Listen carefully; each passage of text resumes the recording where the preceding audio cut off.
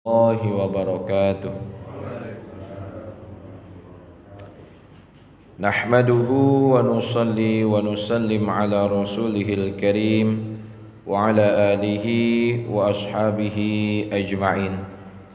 Subhanaka la ilma lana illa ma 'allamtana innaka antal alimul hakim. Wala hawla wala quwwata illa billahil aliyyil azim. Allahumma inna nas'aluka ilman nafi'a wa fahman jayyida wa rizqan halalan tayyiba wa amalan mutaqabbalan. Allahumma faqihna fid din wa 'allimna ta'wil. Allahumma inna na'udzu bika min ilmin la yanfa' wa min qalbin la yakhsha wa min nafsin la tashba' wa min amalin la yurfa' wa min du'ain la yustajabu laha. Rabbana zidna ilma warzuqna fahma. Amin ya rabbal alamin. Amma ba'du.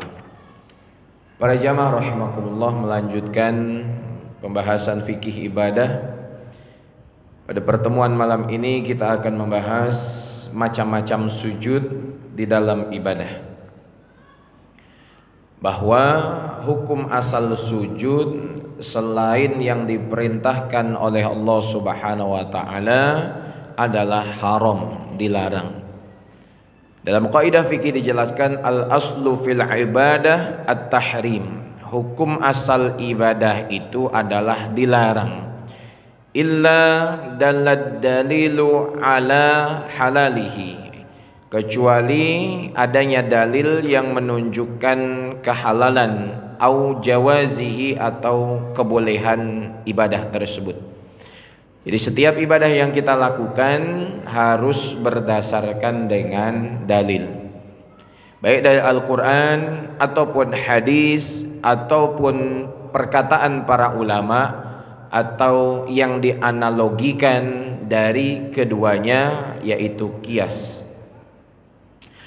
Para jamaah rahimakumullah, di dalam sholat ada beberapa jenis sujud. Yang pertama adalah sujud yang kita laksanakan di dalam sholat, baik sholat wajib ataupun sholat sunnah. Meskipun sebagian sholat mempunyai tata cara yang berbeda-beda, seperti sholat gerhana, di satu rakaat ada 2 kali ruku. Kemudian sholat hari raya ada 7 kali takbir rakaat pertama dan 5 kali takbir rakaat kedua. Tetapi secara umum setiap sholat itu memiliki kewajiban untuk sujud, kecuali sholat jenazah. Nah, selain sujud yang termasuk bagian rukun sholat, ada sujud lain yang disunnahkan baik di dalam sholat ataupun di luar sholat. Di antaranya yang pertama adalah sujud sahwi. Para ulama menjelaskan wasahwu fil lughah nisyanu syai'i wal ghaflatu anhu. Sujud sahwi, sahwi secara bahasa adalah melupakan sesuatu atau lalai terhadap sesuatu. Jadi kenapa kita melaksanakan sujud sahwi?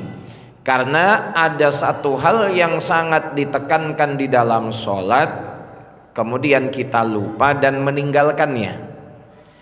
Maka dituntut untuk melaksanakan sujud sahwi sebagai penyempurna atau penambal kekurangan yang dilupakan di dalam sholat tersebut. Jadi kedudukan sujud sahwi di dalam sholat adalah untuk penyempurna. Para jamaah rahimakumullah, sujud sahwi termasuk kekhususan umat Nabi Muhammad sallallahu alaihi wasallam yang diberikan oleh Allah Subhanahu wa taala dan disyariatkan. Umat terdahulu ketika lupa di dalam ibadahnya, maka mereka harus mengulangi ibadahnya. Tetapi tidak pada umat Nabi sallallahu alaihi wasallam, ada bagian-bagian dari ibadah yang apabila kita lupa tidak membatalkan sholat, tetapi bisa ditambal dengan sujud sahwi. Yang pasti sujud sahwi ini bukan sebagai pengganti. Kalau rukun-rukun sholat, syarat-syarat sahnya sholat yang ditinggalkan baik sengaja ataupun lupa tidak bisa diganti dengan sujud sahwi. Para jamaah rahimakumullah, dijelaskan bahwa di antara yang menganjurkan kita untuk sujud sahwi adalah meninggalkan perkara-perkara sunnah. Sunnah itu di dalam sholat terbagi menjadi dua. Ada sunnah hayat. Sunnah hayat adalah sunnah yang jika dikerjakan mendapatkan pahala, ditinggalkan tidak berdosa, dan tidak dituntut untuk sujud sahwi. Seperti ketika ruku lupa ngangkat tangan langsung ruku. I'tidal, ada sebagian orang yang tidak mengangkat tangan, hanya membaca sami Allahu liman hamidah. Nah, sunnah-sunnah tersebut bagian dari sunnah hayat. Kemudian ada yang tidak membaca doa iftitah, ada yang tidak membaca surat dalam sholatnya karena lupa, itu tidak perlu ditambal dengan sujud sahwi. Yang kedua adalah sunnah ab'ad. Definisinya sama, sunnah yang dikerjakan berpahala, ditinggalkan tidak berdosa. Tetapi karena penekanannya begitu besar dalam sunnah ab'ad ini, jadi kalau ditinggalkan maka kita dianjurkan untuk sujud sahwi. Meninggalkan satu sunnah, dua sunnah, tiga sunnah, atau beberapa sunnah dari sunnah ab'ad dianjurkan sujud sahwi. Dan sujud sahwinya hanya sekali saja. Bukan berarti kalau ada dua tiga sunnah yang kita tinggalkan, sujud sahwinya dua tiga kali, tidak. Di antara sunnah ab'ad itu ulama menjelaskan at-tasyahhudul awal, tahiyat awal. Kalau kita tinggalkan tahiyat awal karena lupa, maka sunnah untuk sujud sahwi. Baik bagi imam ataupun makmum atau yang sholat sendirian, walaupun sholat sunnah sekalipun.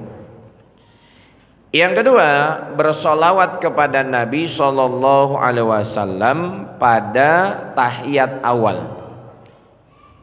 Jadi bacaan tahiyat awal yang wajib. Tahiyat awal itu kan membacanya sunnah. Tapi kalau kita sudah baca, ada kadar minimal bacaan wajibnya, yaitu sampai syahadat. Asyhadu an la ilaha illallah wa asyhadu anna muhammadar rasulullah. Minimal sampai situ. Nah, sedangkan menambahkan setelah syahadat dengan sholawat Allahumma sholli ala sayyidina Muhammad, hukumnya sunnah. Dia bagian dari sunnah ab'ad. Tapi kalau ditinggalkan, kita dituntut untuk sujud sahwi. Artinya apa? Penekanan sholawat dalam tahiyat awal itu sangat besar. Kalau ditinggalkan, sholatnya sah, tapi ada ketidaksempurnaan sebab tidak membaca sholawat pada tahiyat awal. Yang ketiga, membaca doa kunut pada sholat subuh dan 15 hari akhir Ramadan. Mulai dari malam ke-15 di bulan Ramadan, di akhir sholat witir, dalam mazhab Syafi'i dianjurkan untuk baca kunut. Kunutnya seperti apa? Sama dengan kunut yang dibaca ketika subuh. Berbeda dengan mazhab Hambali contohnya. Kalau kita lihat di Mekah, yang bermazhab Hambali itu dari awal Ramadan sudah mulai kunut, bukan di malam ke-15. Tapi tidak, yang biasanya kita ikuti dari pemahaman mazhab Syafi'i adalah mulai dari setengah akhir Ramadan, masuk malam ke-15 hingga akhir. Jadi kalau kita lihat, tidak setiap imam yang memimpin sholat tarawih kunut ketika akhir witir malam ke-15 sampai akhir. Yang sebenarnya itu dituntut untuk sujud sahwi. Kalau di Malaysia ketika imamnya lupa kunut, jamaahnya komplain setelah sholat, Ustadz kenapa tidak baca kunut, lupa atau seperti apa, ditanya. Lalu kalau kita yang penting sholat tarawih, mau 20 rakaat, 8 rakaat, ataupun yang tidak tarawih pun banyak. Jadi laksanakan selagi bisa, karena kunut subuh, kunut pada akhir setengah akhir Ramadan itu sangat dianjurkan. Kemudian membaca sholawat kepada Nabi Sallallahu Alaihi Wasallam dan keluarganya pada doa kunut. Kalau ada yang baca doa kunut sampai nastaghfiruka wa natubu ilaik, habis itu langsung sujud. Dia enggak baca wa sallallahu ala sayyidina Muhammadinin nabiyil ummi wa ala alihi wa sahbihi wa sallam. Baca kunut tapi sholawat kepada Nabi dan keluarga Nabinya ketinggalan. Ini juga dituntut untuk sujud sahwi. Kemudian bersolawat kepada keluarga Rasulullah Sallallahu Alaihi Wasallam pada tahiyat akhir. Tadi bacaan tahiyat awal wajibnya sampai apa Pak? Sampai syahadat. Bacaan tahiyat akhir wajibnya sampai apa? Sampai sholawat Nabi. Jadi yang sunnah pada bacaan tahiyat awal yaitu membaca sholawat Nabi, itu wajib pada tahiyat akhir. Dan yang sunnah pada tahiyat akhir adalah membaca sholawat kepada keluarga Nabi. Saya agak bingung juga kalau ada orang yang sholat tahiyat akhirnya cepat sekali. Meskipun di dalam sholat itu hanya sampai sholawat Nabi, bacaan wajib tahiyat akhirnya. Tetapi kita ketika memimpin sholat status sebagai imam, maka sempurnakanlah bacaan tahiyat akhir sampai innaka hamidum majid. Bahkan ditekankan setelahnya minimal berdoa berlindung dari 4 perkara tersebut. Allahumma inni a'udzubika min adzabil qabri wa min adzabi jahannam wa min fitnatil mahya wal mamat wa min syarri fitnatil masihid dajjal. Nah, doa ini kalau bisa tidak ditinggalkan bagi imam atau makmum sholat berjamaah ataupun sholat sendirian. Katakanlah kita makmum setelah membaca akhir tahiyat innaka hamidum majid, imamnya belum salam, maka makmum jangan bengong, tetapi baca doa tersebut berlindung dari 4 perkara. Di mana di akhir zaman ini doa itu seperti wajib bagi kita untuk membacanya, karena tidak tahu kapan fitnah-fitnah itu akan terjadi, sedangkan ada potensi kita masih hidup dalam zaman tersebut. Baik, jadi membaca sholawat kepada keluarga Nabi pada tahiyat akhir. Kemudian para jamaah rahimakumullah, begitu juga orang yang ketika dia lupa dalam sholat lantas berbicara, biasanya orang latah. Kemudian dia lupa menambah salah satu rukun sholat. Contohnya seperti ketika duduk di antara 2 sujud, kemudian sujud yang kedua dia ragu, udah sekali sujud atau sudah 2 kali. Akhirnya di sujud yang kedua itu dia kembali duduk di antara 2 sujud. Kemudian dia sujud lagi. Nah, dia ragu apakah sujudnya sudah 2 kali atau baru sekali. Begitu juga keraguan itu dialami oleh orang yang lupa rakaat sholat. Sebenarnya bukan lupa tapi ragu. Apakah sudah 2 rakaat atau 3, ataukah sudah 3 atau 4. Dan Nabi SAW bersabda, "Da' ma yaribuka ila ma la yaribuk." Tinggalkan hal yang meragukanmu kepada yang tidak meragukanmu. Biasanya kalau sudah 2 rakaat atau 3 atau 4 ada keraguan-raguan seperti itu, pasti yang mendekati keyakinan yang sudah dilaksanakan adalah jumlah yang terkecil. Kalau 2 atau 3 berarti kita pilihnya 2. 3 atau 4 pilihnya 3. Kalau saya pilih 4 Pak, karena 4 itu sempurna. Ini 4 yang lain, bukan 4 rakaat.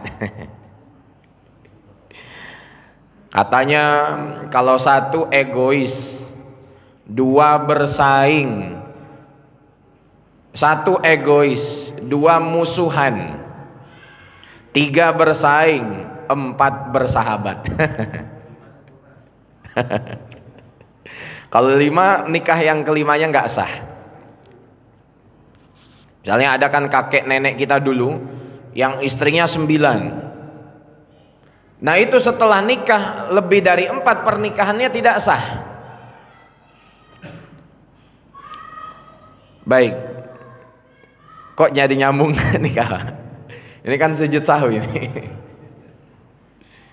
Nah kalau banyak lupa sholat, mudah-mudahan dengan setelah 4 itu nggak lupa. Para jamaah yang dimuliakan Allah Ta'ala, begitu juga ketika kita lupa apakah sudah baca Al-Fatihah atau belum. Pas tahiyat akhir, tadi kayaknya rakaat ketiga belum baca Al-Fatihah. Ragu sudah baca atau belum, maka hukum asalnya belum membaca.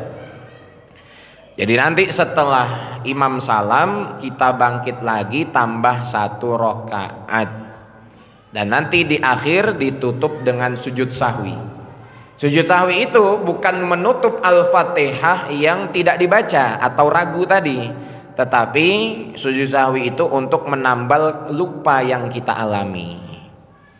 Ini yang pertama, sujud sahwi. Sujud sahwi bagaimana caranya?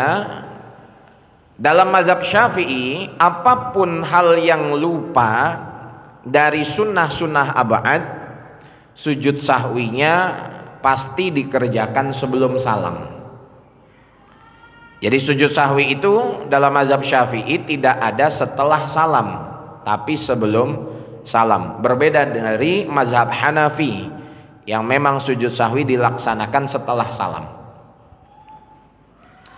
Jadi waktu saya tahun pertama atau tahun kedua belajar di Pakistan, ketika sholat di masjid terdekat, bukan di masjid lingkungan asrama, itu imamnya lupa, akhirnya sujud sahwinya setelah salam. Kita bingung karena kita nggak ngerti, tapi ya ikut aja. Setelah belajar, tanya teman-teman yang bermazhab Hanafi, lupanya seperti itu. Mereka melaksanakan sujud sahwi setelah salam. Salam dulu baru sujud, kemudian nanti salam lagi. Jadi agak ribet. Nah sujud sahwi meskipun sunnah dilaksanakan, tapi menjadi wajib kalau sholat berjamaah. Katakan imamnya lupa baca sholawat Nabi di tahiyat awal, ataupun imamnya lupa baca sholawat kepada keluarga Nabi di tahiyat akhir. Ini kan makmum nggak tahu, yang tahunya cuman imam. Sehingga nanti imam sujud sahwi. Nah kita bertanya-tanya, apa yang ditinggalkan makmum, yang ditinggalkan imam kok beliau sujud sahwi? Maka nanti kalau setelah sholat kita mau tanya, silahkan tanya. Pasti ada yang ditinggalkan dari sunnah abad itu sehingga imam sujud sahwi. Tapi kalau imam katakanlah meninggalkan sunnah yang nampak, contohnya apa? Kunut tadi, imamnya lupa kunut, kemudian imam tidak sujud sahwi, maka makmum jangan sujud sahwi sendirian. Tapi ikuti imam, imam sujud sahwi kita ikut, imam tidak sujud sahwi pun kita ikut. Nah, sujud sahwi itu 2 kali sujud dan di tengah-tengahnya ada duduk di antara dua sujud, sama seperti sujud sholat. Dan bacaan yang dibaca dalam sujud sahwi, subhana man la yanamu wa la yashu, itu dibaca 3 kali. Kemudian duduk di antara dua sujud, sekadar tumakninah diamnya. Kemudian sujud lagi, baca 3 kali lagi. Kalau belum hafal, baca tasbih seperti bacaan sujud, subhana rabbiyal a'la. Yang kedua, sujud tilawah. Ini jarang kita amalkan Bapak Ibu sekalian, padahal kita mampu mengamalkannya.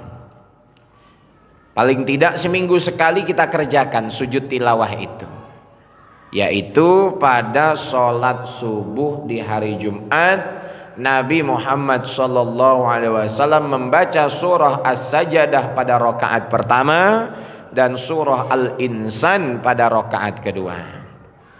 Kalaupun kedua surat itu tidak bisa kita baca semuanya, mau baca As-Sajdah saja silahkan, dibagi menjadi 2 rakaat. Atau As-Sajdahnya lebih baik di rakaat pertama, rakaat keduanya surat pendek. Kita amalkan sujud tilawah. Jadi kalau di masjid-masjid Malaysia itu memang udah ada aturan ketetapan dari Depak. Kalau hari Jumat itu sujud tilawah. Setelah sholat Isya semuanya baca surah Al-Mulk. Setelah sholat subuh semuanya baca surah Al-Kahfi. Al-Kahfinya hanya beberapa ayat, tidak semua. Kalau tidak salah 10 ayat pertama, 10 ayat akhir, itu yang dibaca. Ya hanya 10 menit, 15 menit kita meluangkan waktu. Dan itu semuanya seragam. Jadi kalau melihat seragam kompak kan enak ya Pak. Baik. Sujud tilawah adalah sujud yang dikerjakan di dalam dan di luar sholat. Kalau di dalam sholat, sujud tilawah tidak perlu niat. Kalau di dalam sholat, sujud tilawah menjadi wajib jika imam mengerjakannya. Sedangkan di luar sholat, sujud tilawah itu sunnah dilakukan. Ataupun kalau kita sholat sendiri, sunnah dilakukan.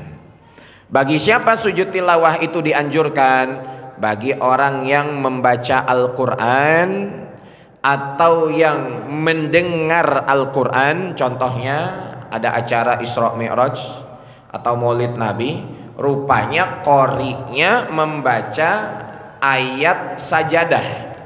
Kan ayat sajadah itu dalam Quran, ayat yang dianjurkan kita untuk sujud tilawah dalam Quran ada berapa? Ada 14. Rupanya qori'nya baca ayat itu dan kita tahu, maka disunnahkan bagi yang membaca atau yang mendengar untuk sujud. Tapi kalau yang baca itu qori, kalau yang baca kaset nggak sunnah sujud. Misalnya di masjid kan diputar kaset sampai ke ayat sajadah, maka kita tidak dianjurkan untuk sujud tilawah.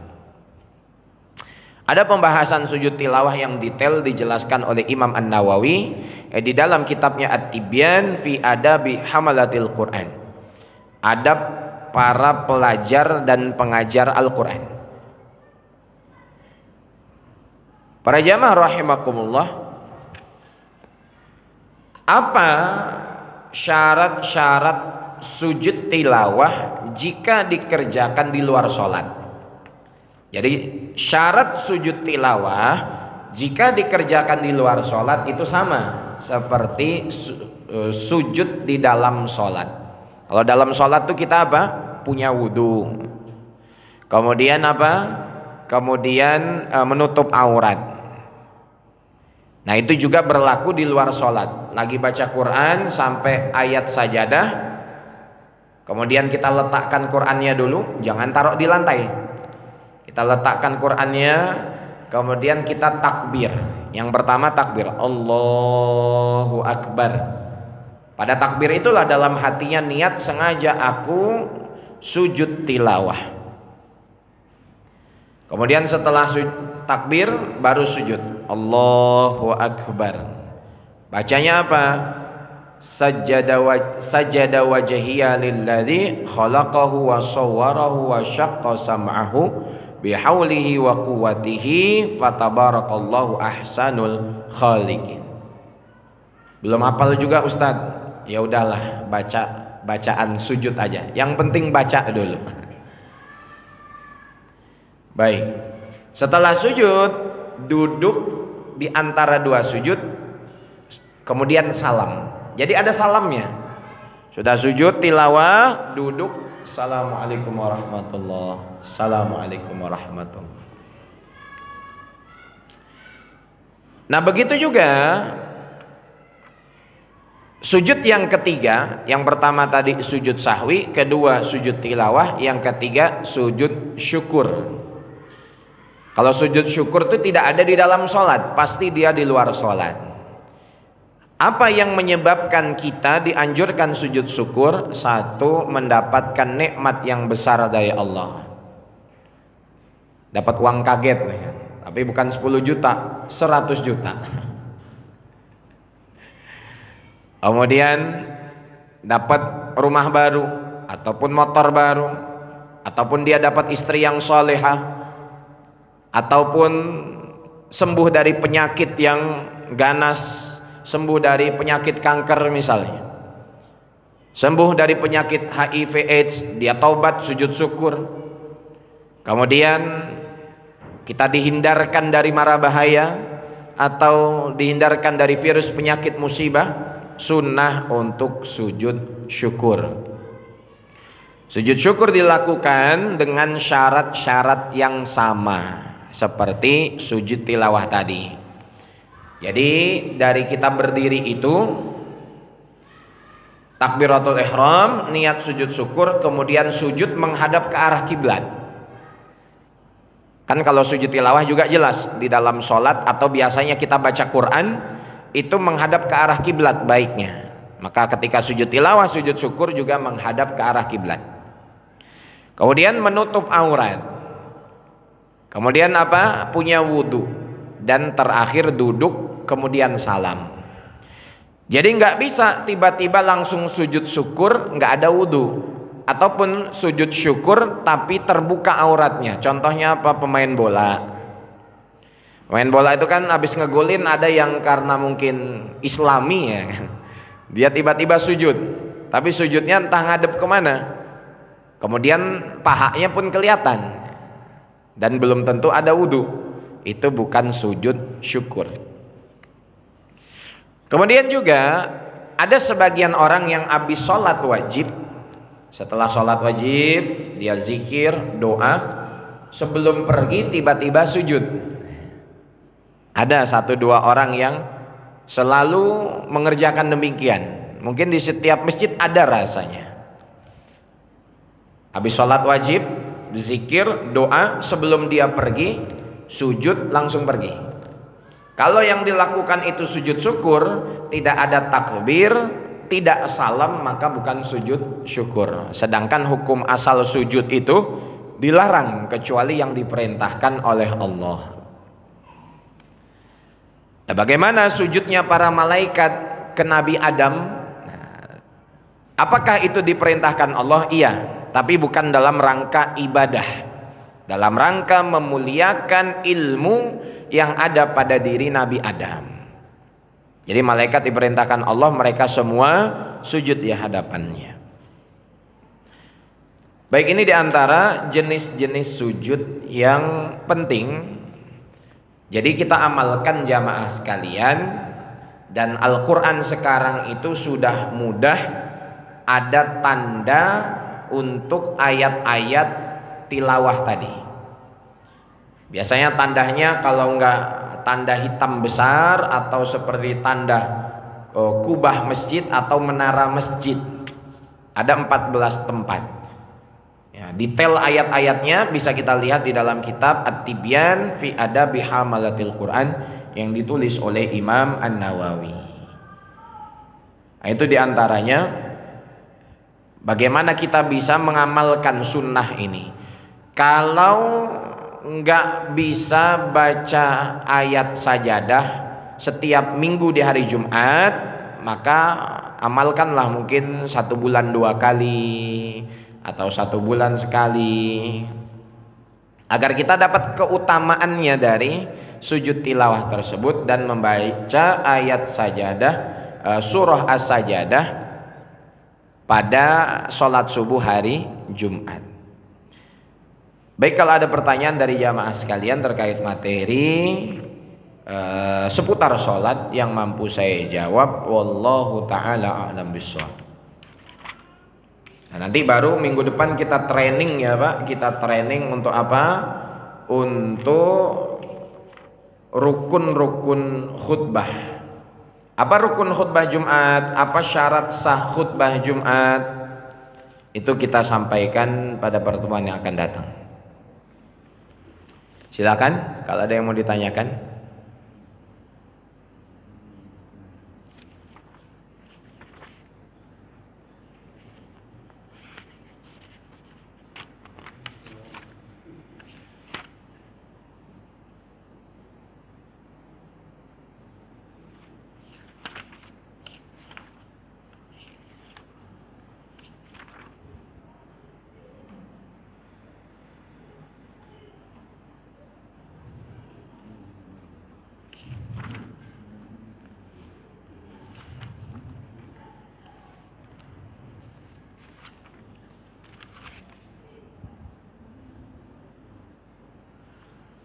Baik, pembahasannya masih ada sekitar 3 lagi. Khutbah Jumat, kemudian syarat sah sholat Jumat, siapa yang wajib sholat Jumat. Nah, setelahnya baru kita masuk kepada sholat jenazah. Ada yang mau ditanyakan, Pak?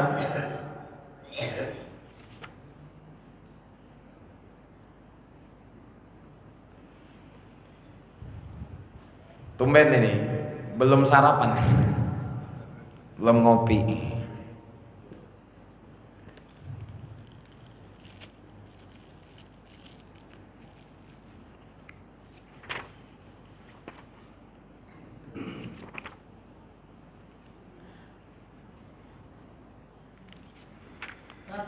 Iya Pak.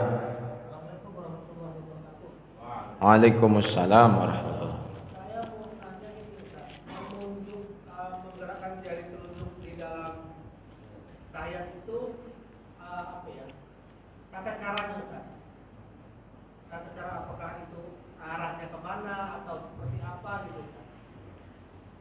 Baik, kalau yang biasa dikerjakan gimana, Bang? Ada yang tunduk ke bawah gini, Ustaz. Ada yang saya lihat ada yang begini. Maksud saya ya seperti apa gitu tuntunannya? Baik, semuanya jari telunjuk ketika tahiyat awal atau tahiyat akhir itu diangkat. Baik Hanafi, Maliki, Syafi'i, Hambali. Hanya saja kapan diangkatnya? Apakah terus diangkat sampai salam atau hanya diangkat sebentar atau seperti apa? Baik. Yang pertama, cara menggenggam ketika tahiyat awal atau tahiyat akhir adalah tangan kiri dibuka, tangan kanan digenggam, kecuali telunjuknya dikeluarkan. Telunjuk dikeluarkan posisinya masih di bawah, di atas paha. Nah, ketika kita membaca asyhadu alla ilaha illallah, pada kalimat illallah baru diangkat telunjuknya. Asyhadu alla ilaha illallah wa asyhadu anna muhammadar rasulullah. Dan tidak digerak-gerakkan lagi, tidak diturunkan lagi sampai salam. Ini yang kita kerjakan mengikuti mazhab Syafi'i, karena begitulah yang diajarkan oleh para ulama kita di Indonesia. Berbeda halnya pada mazhab Hanafi. Mazhab Hanafi itu diangkat ketika illallah juga dan turun setelahnya. dan tidak diangkat lagi sampai salam. Asyhadu an la ilaha illallah wa asyhadu anna Muhammadar Rasulullah. Udah gitu aja, ngangkatnya sebentar sampai salam. Teman-teman saya, guru saya yang bermazhab Hanafi demikian. Nah, seperti apa sudut kemiringannya? Adakah penjelasannya, apakah dia ke arah bawah atau ke arah atas atau lurus atau gimana? Dalam I'anatut Talibin yang ditulis oleh Syekh Abu Bakar Asy-Syatta, itu jarinya bukan lurus banget, tapi agak miring ke bawah. Jadi kalau lurus seperti ini pun tidak benar, tapi miring ke bawah. Dan tangannya tidak perlu ditekan, tidak perlu kaku. Ya sudut kemiringan berapa derajat nggak dijelaskan dalam fikih. Jangan pula nanti di rumah kita ukur pakai penggaris. Berapa nih miringnya? Yang penting dia nggak ke atas, nggak ke tengah depan, tetapi ke bawah. Jadi jarinya itu tidak lurus seperti ini, tetapi sedikit bengkok ke bawah.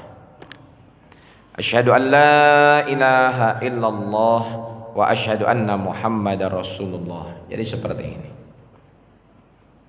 Ustaz, itu masuk sunnah atau wajib atau sunnah yang seperti apa Ustaz? Mengangkat tangan. Sunnah. Nggak ada dalam rukun sholat, sudah kita pelajari rukun sholat 17, tidak ada menggenggam tangan itu, tapi dia masuknya sunnah.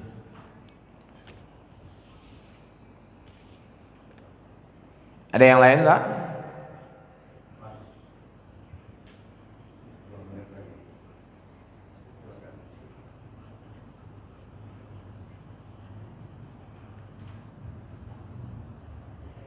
Iya.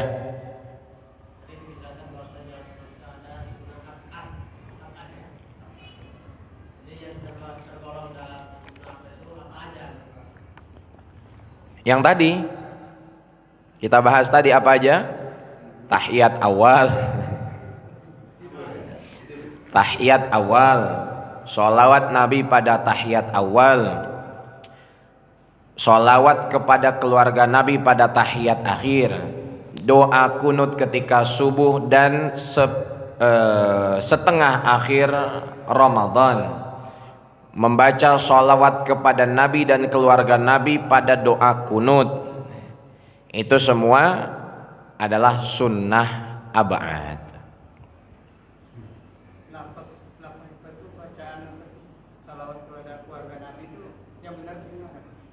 Allahumma salli ala Muhammad wa ala ali Muhammad wa ala ali Muhammad. Jadi minimal segitu Pak. Itu udah termasuk sholawat kepada keluarga Nabi. Atau Allahumma salli ala Sayyidina Muhammad wa ala ali Sayyidina Muhammad. Yang mau pakai Sayyidina silahkan, itu disunahkan. Nah, tambahan yang sholawat kepada Nabi Ibrahim segala macam sampai innaka hamidum majid, itu kalau dibaca ya lebih sempurna lagi. Karena memang di dalam mazhab Syafi'i hadis yang menjelaskan bacaan tahiyat yang diambil dari riwayat Imam Muslim, ya sampai innaka hamidum majid. Itu ya Pak. Baik, mudah-mudahan bermanfaat. Semoga Allah Subhanahu wa taala memberikan kita. Ada lagi Pak? Iya. Iya. Enggak usah digoyang-goyangin. Kita yang di Indonesia tidak memakai itu. Itu ada dalam mazhab Maliki, ada dalam mazhab Hambali, tapi dalam mazhab Syafi'i hukumnya makruh. Jadi nggak perlu kita goyang-goyangkan. Ambil satu pendapat yang mayoritas saja, yang lain biarkan. Yang benar hanya datang daripada Allah Subhanahu wa taala. Sama-sama kita tutup, kita akhiri dengan membaca doa kafaratul majlis. Subhanakallahumma bihamdika asyhadu an la ilaha illa anta astaghfiruka wa atubu ilaik. Terima kasih banyak. Wassalamualaikum warahmatullahi wabarakatuh.